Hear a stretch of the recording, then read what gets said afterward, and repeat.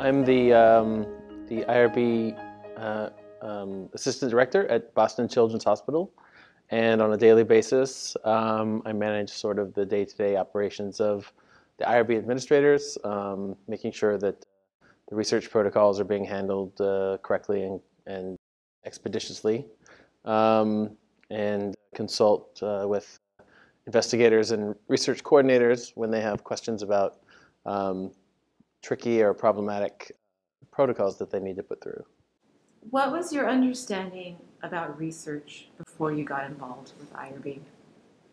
It's not something I've really thought about that much. Once I started delving into it and understanding about research protocols and reading psychology studies, I started to remember the studies that I'd gone to as an undergrad. I would see a flyer, $7 for half an hour in Skirmerhorn or wherever, whatever building the research was taking place, and I always saw it as like, hey, I can get lunch for free lunch today. I'll be a lab rat, and I never really gave much thought to it before then.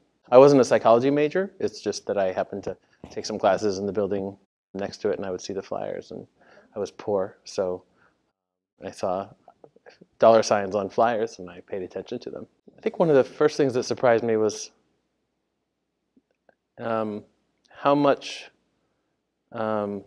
oversight's not the right word, and meddling is also not the right word, but how much attention was paid to things that on first glance I think I looked at and said, what could be wrong with this? It's a well-meaning professor who has an important research question, and and he's put a lot of thought into this, obviously. So why are we now going to look at it and give him a hard time? That was probably, I think, the first thing that I thought was, why are we doing this? So I think the most important thing that I do is I have sort of a privileged view sitting between the research and the research subject, and I've seen enough research studies that they make sense to me, and I think I've seen the different kinds of things that can go wrong, and also I've heard other experienced people talk about different things that could go wrong, and the kinds of things that we're protecting human subjects from, the kinds of things that the people who are knee-deep in the research or deeper into the research don't always see with their own eyes. When you're focused on the goals of your project, you don't always step back and think about all the things that that somebody who's not that familiar with your discipline or your field of medicine or your style of ethnographic research thinks about. It used to take me about half an hour to explain what I do for a living, and it used to be where maybe 5 or 6 years in a row going home for the holidays, and my parents saying, now what is it you do again? You work at the hospital, right? Something at the hospital? So I think I've gotten it down to about a two-minute spiel now, but it still takes a while to explain. It helps if somebody's been in research themselves. I ask them, have you ever signed a research consent form? Have you ever been in the hospital and they asked you to be in a study? Or do you remember taking part in experiments in the psychology department in college? If they've been a research subject, then they already have an idea of what I do. And a lot of times they didn't realize that there were people behind the study or between the research and the research subject looking out for them. This is probably the first thing anyone would say if they working in a nonprofit. But resources are always scarce. We are fortunate where I am now. We have good support from the institution. We have good people. We have good, high-quality, educated, and dedicated staff. But we're still asked to do a lot more than you might think is humanly possible. Sometimes there's a lot coming at us. There's a lot of research that is being proposed. There's a lot of urgency. Everything that comes to us is someone's emergency. It needs to be done right away. It needs to get approved. They know there's going to be roadblocks, and they want this to help them navigate those roadblocks.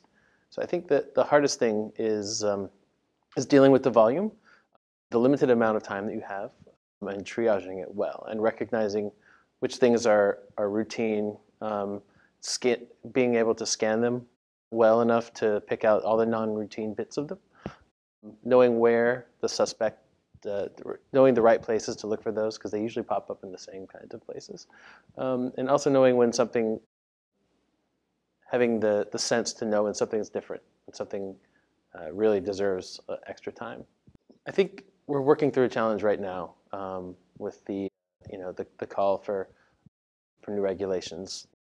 The advance notice for proposed rulemaking was, I think, very overdue.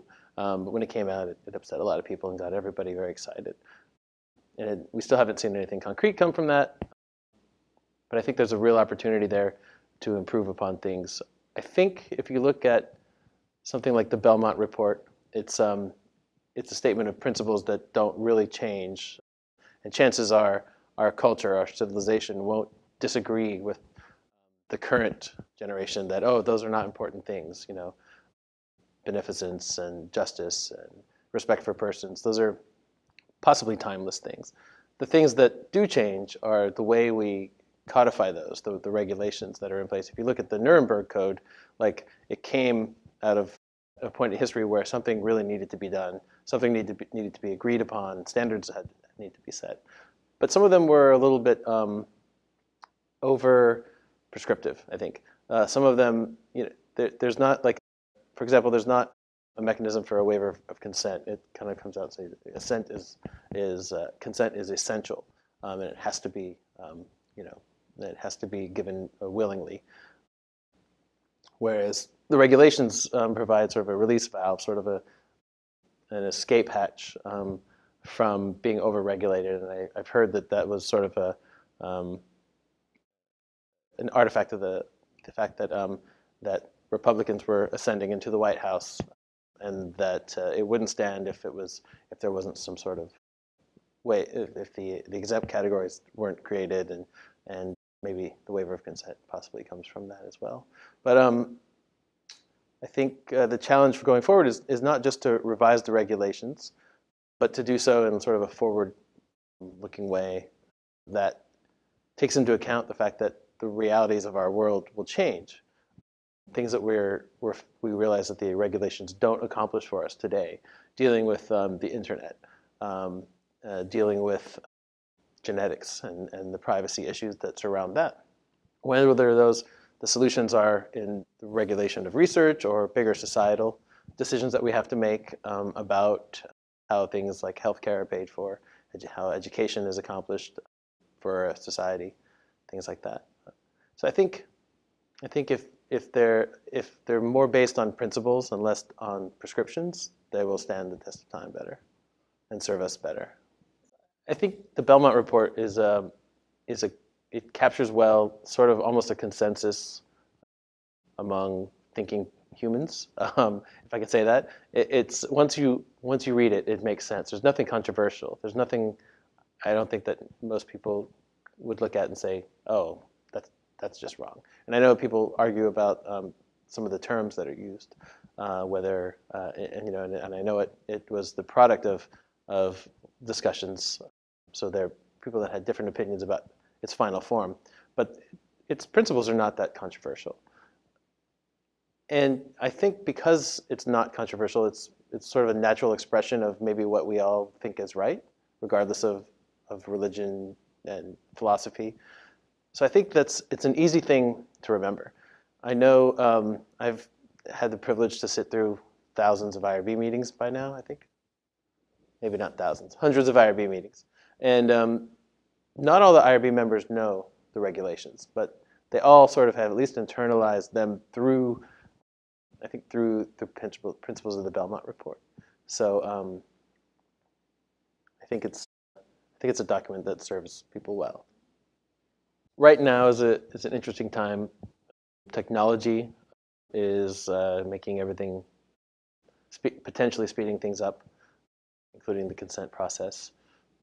It allows, there's a lot of different new ways that consent can be obtained, and some people are shy about adopting new practices. We've seen new mobile apps and all kinds of things for accomplishing informed consent.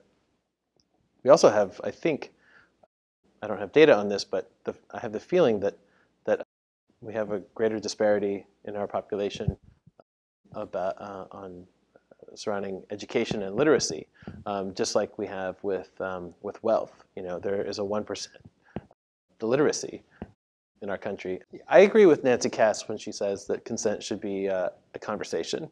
It levels the playing field a little bit. It's not the researcher talking to the subject. It elevates, I think, the subject into more of the participant role.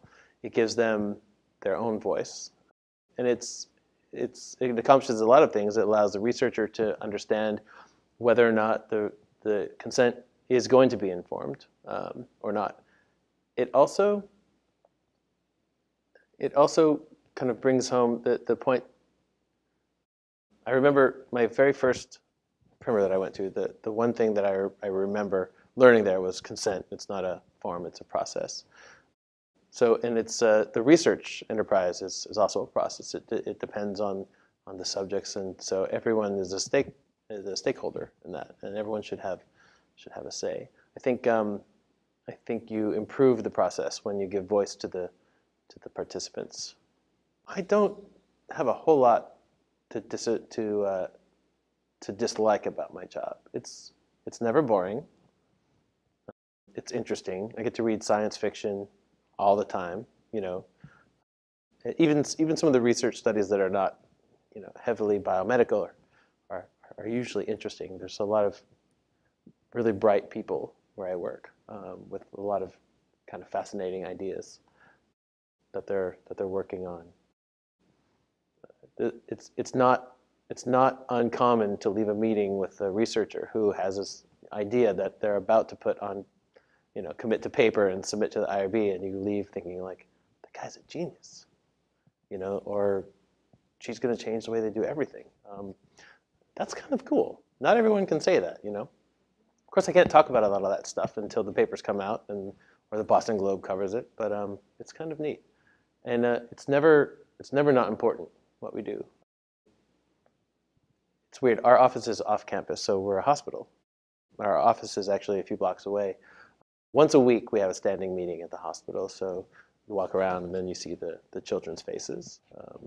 So I'm glad that we have that once a week meeting in the hospital because it reminds us sort of what we're doing there. And it's also not that I feel like once a year I see a child that looks just like one of mine, but with a medical apparatus on them or something like that. So it's sort of, the majority of the research that we look at is the risks are minimal, and the research where the risks are elevated are usually the ones where the potential for benefit is most important too. So it's nice having a job that's never not important, if that makes sense.